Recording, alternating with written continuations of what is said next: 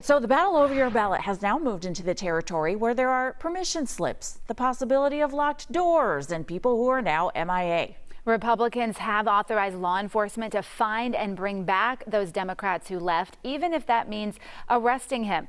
So joining us now from Prairie View A&M to break it all down is Dr. Eddy Carder. Thanks so much for your time this morning. Always good to talk to you. So House Democrats are preventing this legislation from moving forward now by being in D.C. What can legally be done to these Democrats upon their return? Well, upon their return, they can be arrested. I think the order has already been issued for the sergeant at arms or one of his appointed representatives to so-called arrest them. Once they re-enter the state of Texas, then they can be compelled to go to the House and engage in the political process once again in order to maintain a quorum for the remainder of the legislative session. So that's certainly an option for them, or certainly a possibility whenever they return to the state. You know, it makes me wonder, too, because the Democrats are in D.C. That's by design. They were speaking with Vice President Harris and speaking to Congress there focused on federal voting rights. Would that make a difference if Congress were to pass something at the federal level?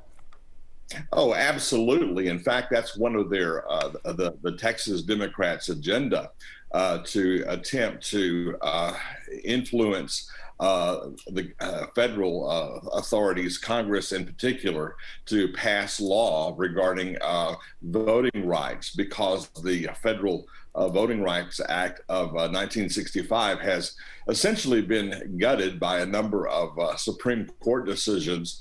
So the Texas Democrats have the objective of attempting to bring attention to the state struggle regarding voter election laws and potential voter oppression or suppression, and have the federal government to pass laws that will address these matters and limit the ability of the states to unfairly burden certain people groups in the voting process. And Dr. Carder, you've been around a long time, and you probably remember back in 2003 when that was the last time that they crossed state lines. And so how do you see this playing out? Back in 2003, they eventually came back, redistricting did pass. What do you think is going to happen this time?